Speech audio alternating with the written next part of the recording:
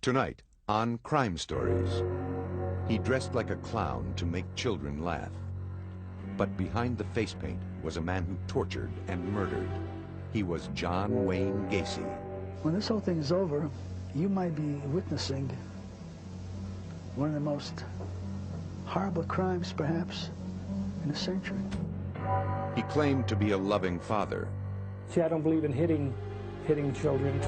But what he did to his young victims was unspeakable. It was terrible into this. The smell of death was everywhere. How he killed those boys for his own pleasures. How could you forgive him? To the end, John Wayne Gacy proclaimed his innocence. Vengeance is mine, saith the Lord, because you will have executed somebody that didn't commit the crime.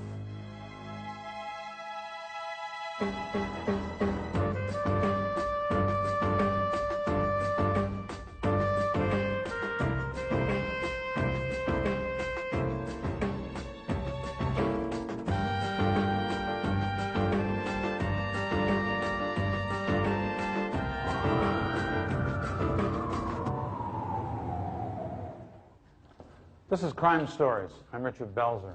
Imagine the nightmare. Your child is missing and you don't know what happened until one day a horrifying discovery. Your lost child is found, brutally murdered and buried in the basement of a man who was addicted to killing. The nightmare comes true not once or twice, but 33 times. The work of a man whose name became synonymous with evil, John Wayne Gacy, one of the most notorious serial killers of all time.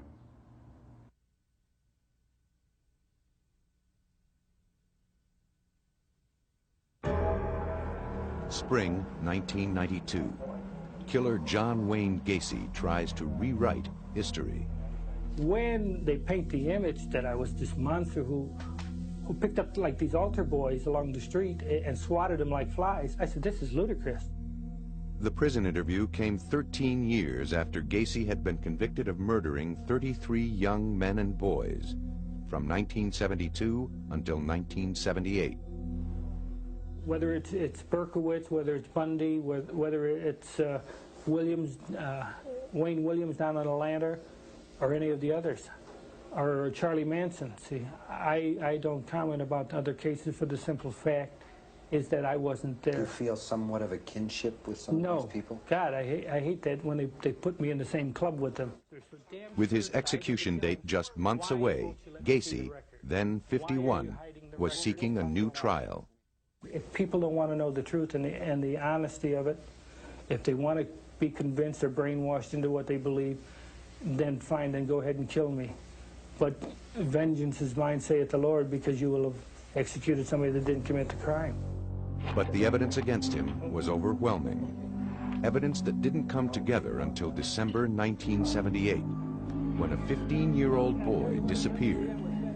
He was one of a number of boys who had disappeared in the Chicago area, but something about him was different. The boy was Rob Peast, a sophomore in high school who worked part-time at the Nissan pharmacy in the northwestern suburbs of Chicago. On December 11th, at quitting time, he told his mother he was going to talk to a man about a construction job, but Rob Peast never made it home. His parents finally ended up at the police department to fill out a missing persons report on their youngest son. At the time, the man in charge of the state's attorney's office was Terry Sullivan. One young police officer happened to come up the one morning, and he said, Terry, there's a couple that was here last night reporting their son missing, and I think there's something strange to it. I don't believe that he's a runaway. Sullivan agreed. Rob Peast was the consummate good kid, devoted to his family, an honors student who wanted to be an astronaut. There was no reason for him to run away. Something was wrong. Immediately, a search was organized. His parents were devastated. I went to pick up Rob at the drugstore where he works at about 10 to 9. And he says it would take a few minutes, that he wanted to talk to this contractor about a job. And then with that, I started browsing around the store, and I'd never seen him since. For police, the most obvious lead was the contractor Rob had gone to meet. His name was John Gacy. As it turned out, Gacy often hired young boys. 2 days after Rob disappeared, Sullivan called Gacy into the police station. And he basically just said he had no idea what we were talking about. He denied even knowing the kid, and in frustration, I had said to him that, well, I understand that you don't want to say anything, but we've got evidence that, in fact, you were seen with him very recently.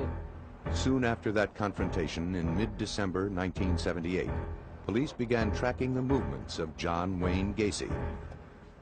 Meantime, a simple background check revealed that Gacy had been convicted 10 years earlier in Iowa. The charge was sodomy. The victim, a teenage boy. Gacy was released from the Iowa Men's Reformatory after serving only 18 months. Because of Gacy's record, a 24-hour surveillance was ordered. David Hackmeister, then a 6-year veteran of the department and a young father of 3, was assigned to the job. I knew that, in fact, they thought that this could be a homicide. They asked me to keep surveillance on the house. It soon became obvious that a concealed surveillance of John Gacy would be impossible. Gacy often drove over 60 through city streets. Over several days, frustration grew as 2 two-man teams followed Gacy on fruitless journeys throughout metropolitan Chicago. His personality could change in a split second. You know, one second we're his best buddy, we're his bodyguards that he's introducing us people to, and the next second we'll go into another bar and we're from the FBI who are harassing him. As the days went on, there was still no sign of Rob Piest. His family posted his picture throughout the neighborhood. Then, a lead. Gacy told the surveillance team that he owned some land up north in Wisconsin. So right away we're thinking that's where the body is. Of course, he's feeding us this information knowing that we're going to follow up on this, just kind of leading us off the track. Work at the state's attorney's office was more productive. The investigators had obtained a search warrant for Gacy's house, based on Gacy's sodomy conviction 10 years earlier in Iowa. My hopes, of course the hopes of the police officers and my fellow state's attorneys, was that we would find Rob alive.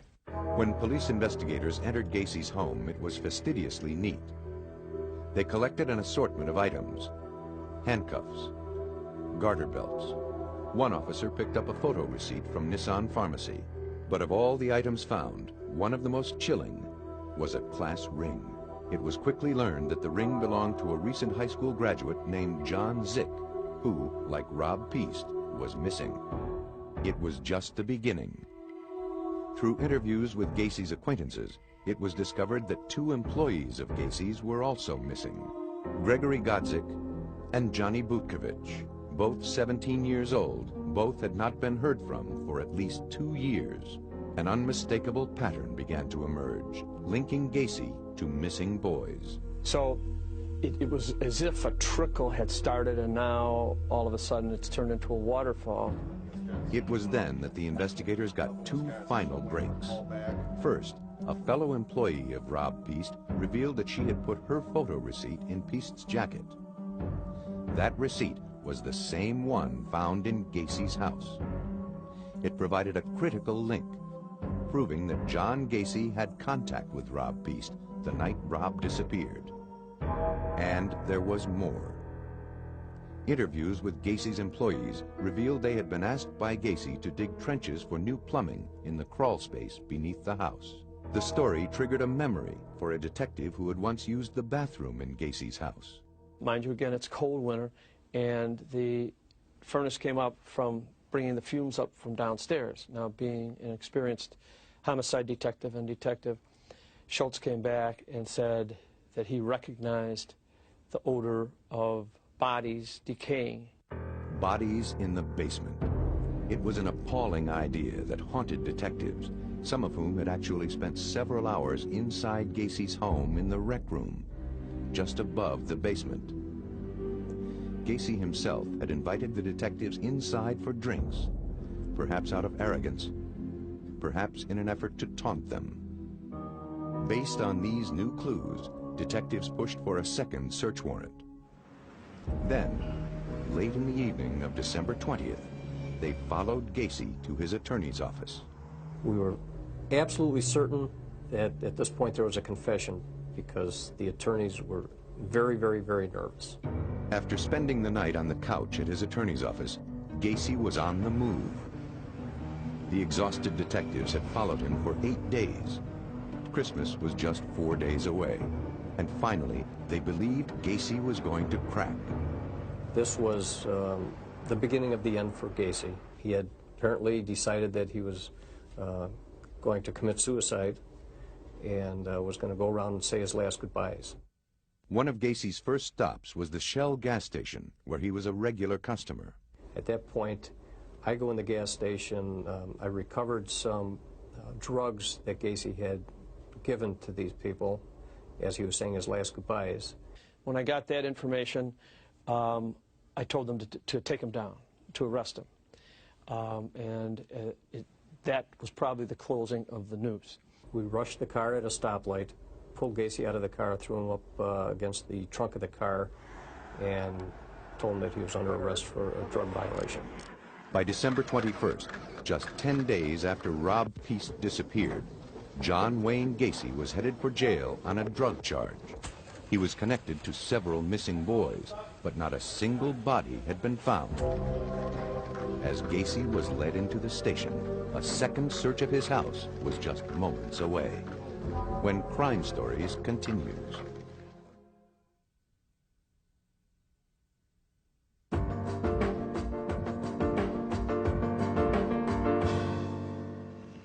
By the spring of 1992, the Menard State Penitentiary in downstate Illinois had been John Wayne Gacy's home for 13 years. And so, by the time he agreed to be interviewed, he had an answer for everything. Even when he was asked about the odor from the crawl space, Gacy had an explanation. You know, I found it as odd when we bought the house that a house with a crawl space would need a sump pump. But then I learned the first time it rained that this ground gets wet under there, and then the crawl space actually floods up to a foot deep in water. And then as it recedes, it puts out a musty odor. There was always a musty odor in that house. As for the day in December 1978, when a police detective thought he smelled decaying bodies, Gacy said it wasn't that at all. We had come into the house, and my little Lhasa Apso was in the house. And of course, he had been locked in the kitchen, you know, all day. Well, the little puppy, he piddles. See, and while he's piddling and while he is doing his business on the paper and that, you can imagine what it smells like if you go into a closed room and when the heat came on. Still today, it seems inconceivable that Gacy would rely on such a defense. Because the truth about the crawl space became international news on the very day Gacy was arrested. On the night of December 21st, 1978, while John Gacy was held at the Des Plaines police station for possession of marijuana, the second search of his house began. While some officers looked for evidence upstairs, 2 went below into the crawl space. Moving on hands and knees, the evidence technicians surveyed the muddy ground. One officer took a shovel, dug down about 6 inches, and pulled up something hard. It was a human bone. While held at a local police station, Gacy complained of chest pains and was rushed to a nearby hospital. Detective David Hackmeister met him there. I hadn't been there maybe 20 minutes or a half an hour when I got a phone call from my supervisor advising that they had found bones in the crawl space. At that time, Gacy was just being released from Holy Family Hospital, and I advised him at that point that he was under arrest for murder. Defeated, Gacy looked straight at Hackmeister and said, "Dave, I'm ready to clear the air."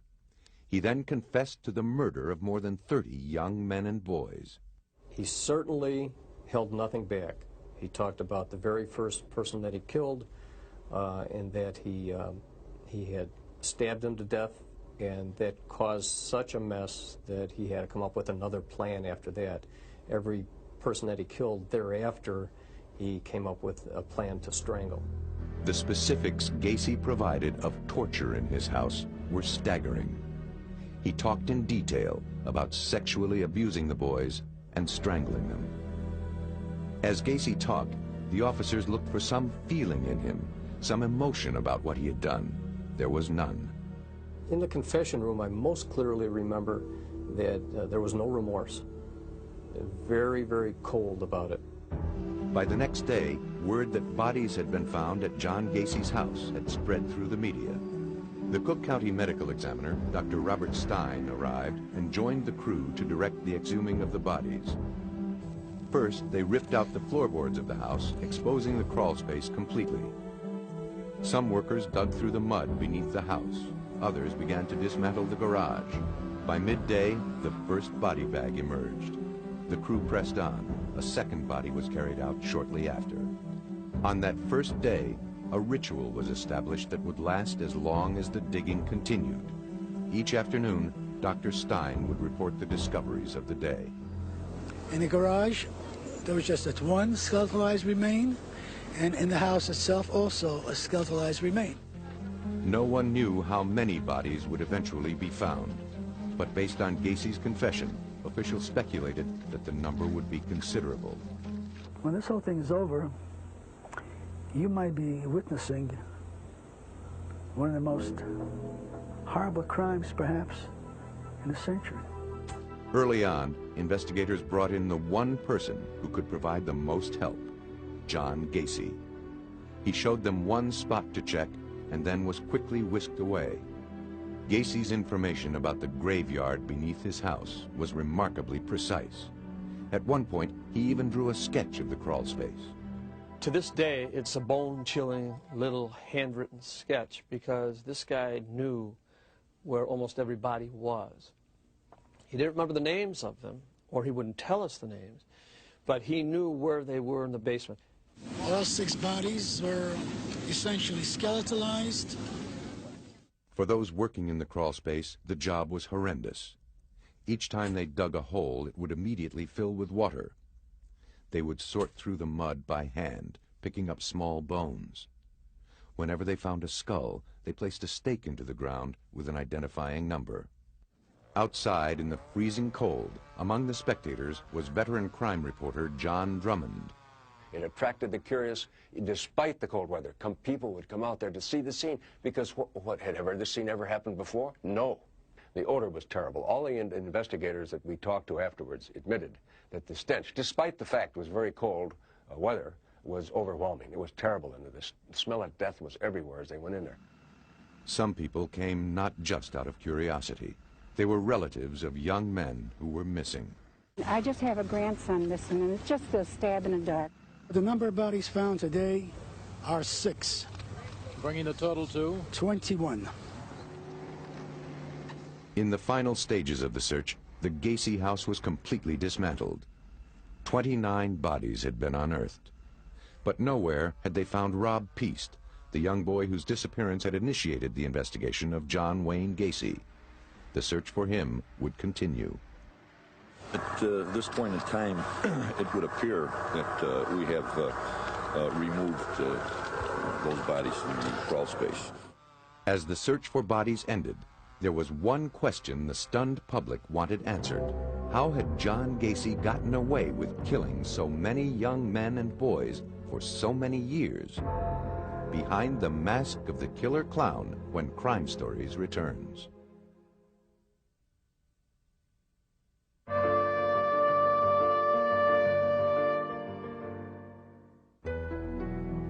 In 1992, in his television interview from prison, John Gacy presented himself to the public as a man deeply concerned with the breakdown of family values. Do you realize by 1993 that 50% of the American families will be single-parented? And that shows a breakdown in the church and not being able to hold families together. And for this reason, children run away from home and seek love in other places. Twice divorced himself, he still claimed to live his own life according to very strict standards. I've always looked after my children, even now. A lot of things that my dad did, I refuse to do because I don't believe in hitting children. A good father, a concerned citizen. He said he was also a dedicated community servant. I always felt that service community and community service to others, you know, in my religious background, I felt if you serve other people, it'll come back to serve you. Ironically, for people who knew Gacy before his arrest, his statements were actually believable because the public life of John Gacy was that of a model citizen and loving father. As the bodies, one after another, were pulled from Gacy's house in December 1978, there was no group more stunned than the group of people who considered themselves Gacy's friends. I still find it hard to believe him. I've known the man 4.5 years, and I thought the world of him. To those who knew him, John Gacy was not only a successful businessman, he was also a good neighbor. Routinely, he opened his house for lavish holiday theme parties. But what many remembered about him most was that he often dressed up as a clown to entertain children. At the top of it all, I mean, he used to do a lot of his charitable work. In other words, the guy was a clown, and he put on shows and all that, and the kids dirty, treated the kids real good and all that. But now, with the bodies being pulled from his basement, the world discovered another side to John Gacy. And suddenly, people wanted to know, who was this Dr. Jekyll and Mr. Hyde? Attorney Greg Adamski, who later represented Gacy, discovered Gacy operated by his own rules. Most of the things that all of us value, John had no value for at all. John didn't value other life. John didn't value other emotions. John didn't value any institutions. John didn't value the feelings of other people. John Gacy grew up in Chicago. His father was reportedly abusive, and he had some health problems as a child. He was close to his mother and only sister. In his adolescent years, Gacy loved to dress up in uniforms. He scored 118 on an IQ test, which is in the bright normal range. He told doctors after his arrest that he committed his first murder when he was 15 years old and then couldn't stop. He made the statement in 1979 to the psychiatrist hired to help in his defense, Helen Morrison. He started the pattern of what later is described as almost an addiction to homicide. And that's so similar to someone who's an addict that they'll be doing all right, and then there's a certain point where they almost have a craving. And it's not that they're after a human being, it's not that they've had a fight with anyone, it's not that they've remembered some traumatic episode from their childhood. It's just that simple and that terrifying. Gacy was never charged with the murder he claimed to commit as a teen. And then in the 60s, he got married to a co-worker and went to work as a manager for a Kentucky Fried Chicken restaurant in Waterloo, Iowa. He became active in a local civic organization, the Jaycees, even named Man of the Year. Gacy had a young wife and children, but was developing a penchant for sex with young boys. In 1968, at age 26, he was convicted of sexually assaulting a teenage boy. He was sentenced to 10 years, but because he was such a model prisoner, he served only 18 months.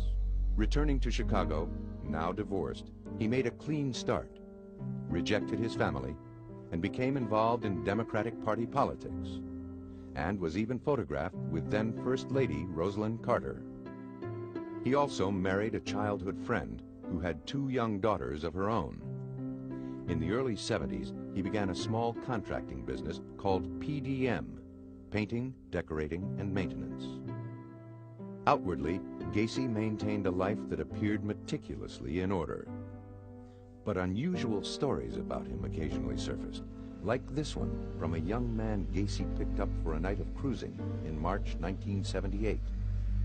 I got in the car with him, and shortly after I got in the car with him, he placed a rag over my face, of which turned out to be chloroform, and proceeded to have a lengthy drive, and every time I would come to, the rag would go back over my face, and I remember him carrying me into his house, and then he put the rag over me, and that's the last thing I remembered until I found myself about 5:30 in the morning on the steps right by Lincoln Park, half dressed, my face completely burned.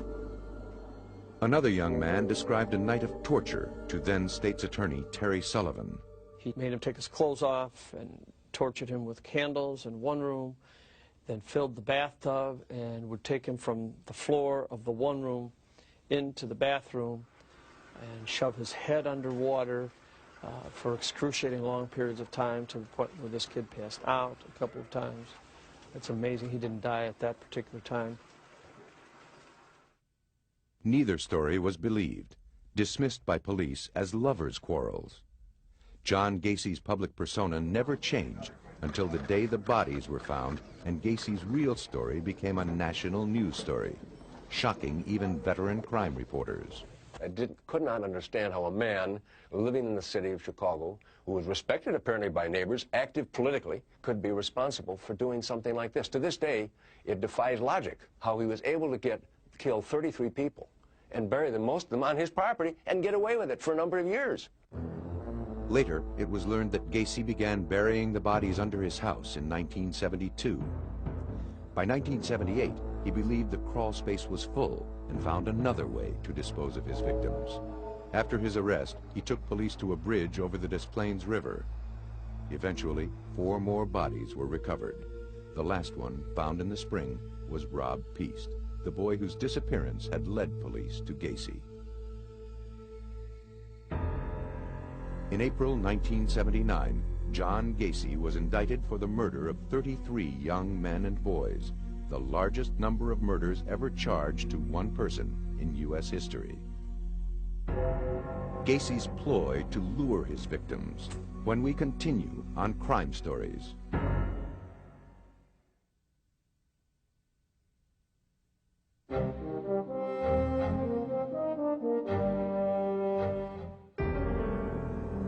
Of all the statements John Gacy made during his 1992 interview from prison, the most chilling were those he made about his victims and their families. His contempt for them was obvious. That one mother that gets on television all the time who thinks I should be given 33 injections, I think she ought to take 33 Valiums and go lay down. She goes on Geraldo's show and all these other shows talking about, I think it's Maori, I think is the name. Her Marine son. Her Marine son, if her Marine son was so great, what the hell did he run away from home 12 times? From the beginning, Gacy's victims were known as numbers that represented nothing more than the sequence in which they had been found. From the crawl space, they were taken to the county morgue, where the real work began, the job of identifying each body, changing the number to a name. The first body found turned out to be 17-year-old Johnny Butkovich, one of the boys who had worked for Gacy. The second was Greg Godzik, also an employee. As each name was announced, television crews raced to find the families. He was a good boy. I'd spend anything to find him. I really would. And I think every mother would. It's just not me. I'm sorry for everybody else. Darrell Sampson, John Zick, Randall Reffett. The faces filled the newspapers. Body number 13 was Johnny Maori, 19 years old, a former Marine. His mother, Dolores Nieder, last saw Johnny on September 15, 1977. We would go out searching for him. We were playing detectives. We were searching for Johnny, looking for him. And already, Johnny was dead. Dolores Nieder went to the police and reported her son missing. They were not helpful. He said, no, he said, Johnny's a runaway. Oh, I was shocked when I heard that. I said, what has Johnny got to run away from? It was the same with all the others. Not a single parent was believed. And for years, some police officers unwittingly played right into Gacy's hands. And what he said to us, nothing wrong with Johnny. Johnny is not dead. What made He's you... missing. That's all what he say. He's run away. And I know right away it's not true. Because Johnny no got no reason to run away. If they listen to us, they save so many lives. While the police claimed they were runaways, Gacy said they were all homosexual predators. The biggest excuse that he came up with is that all of the victims made him do what he did. It was the victim's fault. If they hadn't pursued him, he wouldn't have had to do to them what he did. But as investigators discovered the identities of the boys, it was clear that the majority were neither runaways nor male prostitutes. Gacy had said they were gay. Johnny, I know, was not gay. But even if he was, no one has a right to take anyone's lives. As more bodies were identified, the names kept coming. William Carroll, Robert Gilroy, Russell Nelson. They were all young, healthy, strong. How had Gacy managed to overpower the boys? The answer, Gacy was cunning, and he had a perfect ploy. In his black car, equipped with 2 spotlights, Gacy pretended to be a policeman. He would stop a boy walking down the street, flash a badge, and tell him to get in. Once inside the car, the boys were driven to Gacy's home. All he needed then was a good trick. He told officers how it worked with his last victim, Rob Peast. He says, "No, it's a very simple trick." He says, "I'll show you how to do it. Put the handcuffs on." So he had Rob Peast actually put the handcuffs on himself and cuff himself behind his back. And Rob struggled with the handcuffs for several minutes and said, "Well, what's the trick here?" And John reached into his breast pocket and pulled out the key to the handcuffs and said, "The trick is you have to have the key." With the boys restrained in the handcuffs, Gacy then moved on to his rope trick. Slipping a rope over the victim's neck and twisting a rod through it over and over until the young man collapsed. For the parents who heard the stories of their children's last moments, the image was horrifying. I could never forgive Gacy for the rest of my life.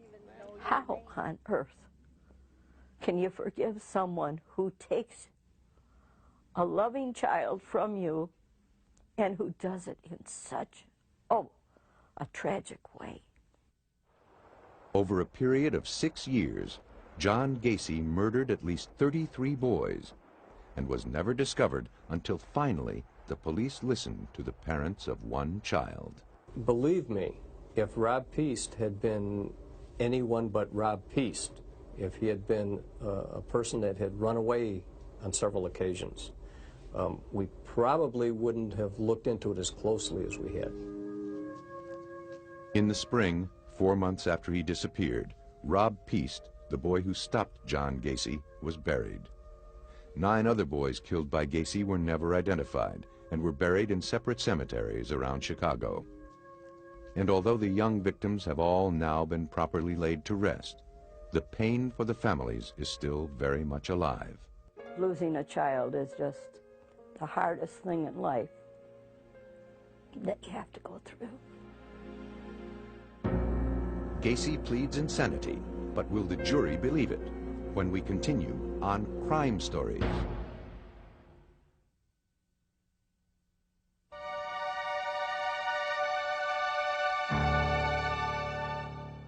As John Gacy spoke from prison in 1992, he made it very clear that he was tired of being associated with other famous serial killers, especially the man who killed and then consumed his victims, Jeffrey Dahmer. I'll tell you this, that's a good example as to why insanity doesn't belong in the courtroom. Because if Jeffrey Dahmer doesn't meet the requirements for insanity, then I'd hate like hell to run into the guy that does. It is an ironic statement, coming from a man who 13 years before had pled not guilty to 33 murders, using the defense of insanity. On February 6, 1980, the first day of John Gacy's trial, people lined up at the criminal court building in Chicago, eager to get a glimpse of one of the most notorious serial killers of all time.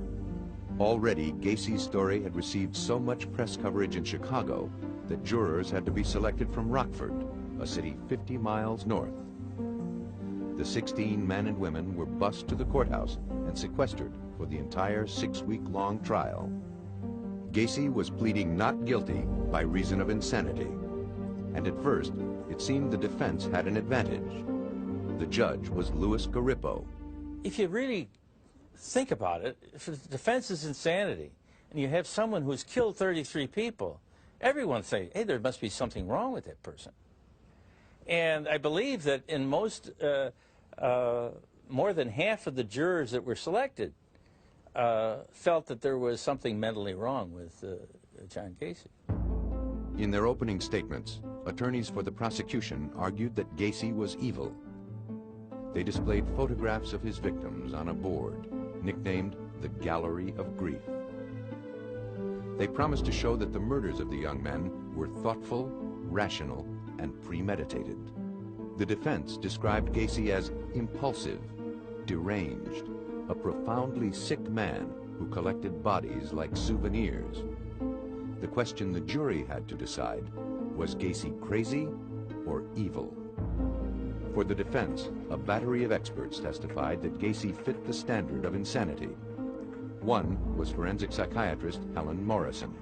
He could commit an act, but it didn't mean that he sat and planned the act. It was almost as if he were an automaton doing this behavior, and once the behavior was done, he was finished. The psychiatric experts offered varying opinions of Gacy's mental illness: borderline personality, paranoid schizophrenia, amnesia. But the prosecution believed the facts of the case were more important than the psychiatric testimony. If the murders were not premeditated, they asked, why would Gacy have burial trenches dug in advance? Why did he keep handcuffs and a rope ready? If he didn't understand the criminality of his behavior, why would he deliberately choose victims who might not be missed? If he had amnesia, how could he draw a precise sketch locating each body? William Kunkel was the chief prosecutor. Clearly, when you have this kind of intentional behavior, the pre-planning for all those things, the covering up, the post-planning, the post-conduct for all those things, and all this going on in the backdrop of what on the surface appears to be a perfectly normal existence, just doesn't fit. As the jury heard the testimony and looked at Gacy, they saw a man at ease and very much in control of himself. The theory or the thought or the fantasy about someone who's insane is that they're running down the street screaming, pulling their hair out without clothes on. And they could clearly see that he was not insane. I mean, he was sitting in the courtroom, he was participating, smiling, being considerate of where people were sitting. The jury also learned that Gacy ran a successful business, was involved in politics, and was active in his community. All rare accomplishments for someone truly mentally ill. A real medical model psychiatrist that really treats patients and understands mental illness will never believe that you can turn this kind of serious mental illness off like a faucet. Did he have personality disorders? Absolutely. Was he a sexual deviant? Of course, but psychotic? Not even close. Throughout the trial, Gacy remained confident, certain that he would win the case. He had been in the back and he was reading the Chicago Sun-Times and some of the ads in there. And he had torn out a page and he had circled a party, a St. Patrick's Day party, that was to be coming up. And he had the bailiff give it to me on the table and he said, "I'll see you there." But then, toward the end of the trial, there was testimony that the defense believed was a final blow against Gacy. At that time, there was a psychiatrist who testified that if he was found insane, he would be put out on the street because he could not be hospitalized against his will. That, obviously, no one in their right mind believed that this man was sane, but no one was willing to take the chance that he would be out on the street. The last dramatic argument came from William Kunkel. I said to the jury, I said, well, if you want to show mercy, and then I just stopped in mid-sentence. I turned around and I walked over to the victim board, and real slow, I ripped each photo off the board with a loud snap. Take my time, about 2 minutes, to get all 22 off in my hand, and I walked back in front of the jury box right in their faces, and I said, look, if you want to show this man mercy, you show him the same mercy he showed when he took these 22 lives off the face of the earth and put them here. And I just threw them in the crawl space opening and walked away. I left a couple of minutes of pin-drop silence in the courtroom, and that was a good point. The jury took only one vote and unanimously agreed to find John Gacy guilty of 33 counts of murder. The next day, they sentenced him to death. Gacy deals from death row when Crime Stories continues.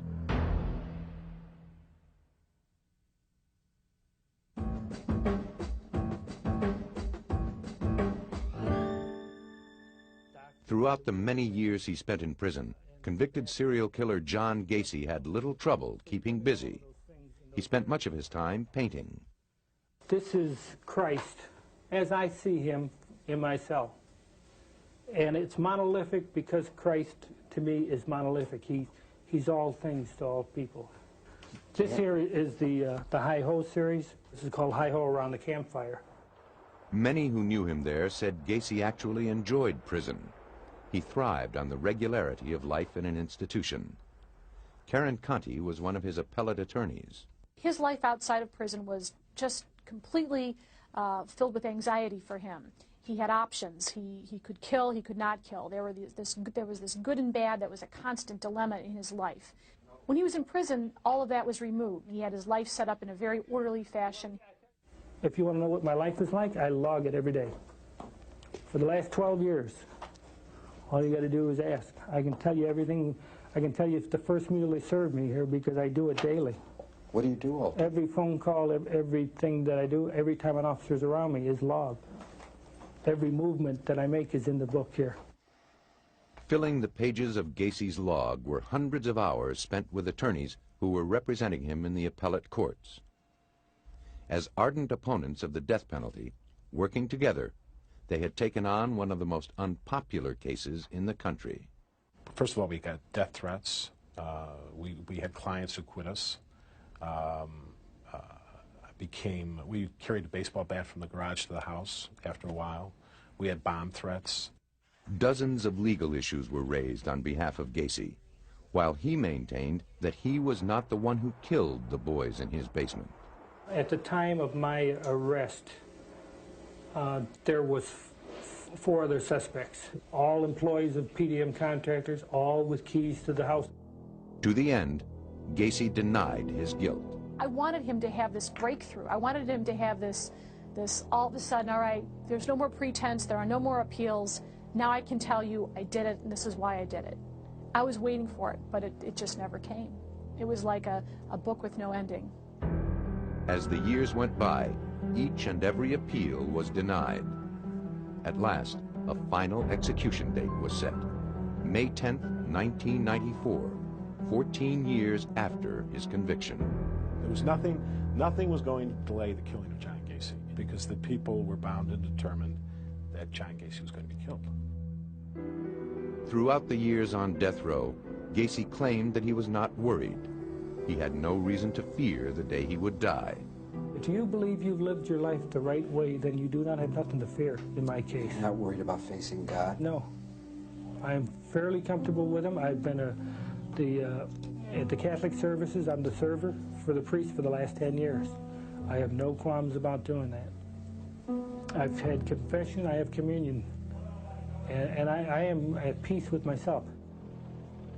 On the morning of his execution, Gacy was flown from his downstate prison to the death chamber at Stateville Correctional Center. We have attorneys on standby that will be available to the very end to fight any attempts to stay this execution. By 7 that evening, the U.S. Supreme Court denied a last request for a stay of execution. At the end, Gacy wanted to speak with each of the lawyers separately. He took me aside and he wanted to thank me for trying as hard as I could and for keeping him occupied with jokes and for being kind to him and calling him and keeping him informed. Even while the crowds cheered outside his cell, Gacy did not believe he was going to die. At about 11:15 on the night that Gacy was killed, one of us called up Gacy and said, "How are you doing?" And Gacy said, "You know what? Can this wait? Can I talk to you in a while?" We said, "No, John, it can't wait. I mean, what do you mean a while?" He said, "Call back in an hour or two." I said, "John, you're going to be dead in an hour or two. What are you thinking about?" There was a candlelight vigil by opponents of the death penalty, but far more people clearly were in favor of his execution. Just after midnight, with relatives of his victims watching on a television in the prison basement, Gacy was strapped to a gurney in the execution room. He was given 3 lethal injections. John Wayne Gacy was pronounced dead at 12:58 a.m. He got a much easier death than any of his victims. In my opinion, he got an easier death than he deserved. But the important thing is that he paid for his crimes with his life. A few months after Gacy's execution, a ceremony was organized. Relatives of the boys who were killed were invited to take a painting by Gacy and burn it. It was nothing more than a symbolic gesture, but for many, it seemed to fulfill a goal: to rid the world once and for all of the grisly horror that John Wayne Gacy had created. For obvious reasons, many people would prefer to forget John Wayne Gacy. But there is value, perhaps, in keeping the name of this brutal killer alive. The story of the outwardly friendly Gacy provides a timeless lesson that evil can take on many disguises. It may be your next-door neighbor, it may be a co-worker, or it may be the man dressed as a clown. For Crime Stories, I'm Richard Belzer.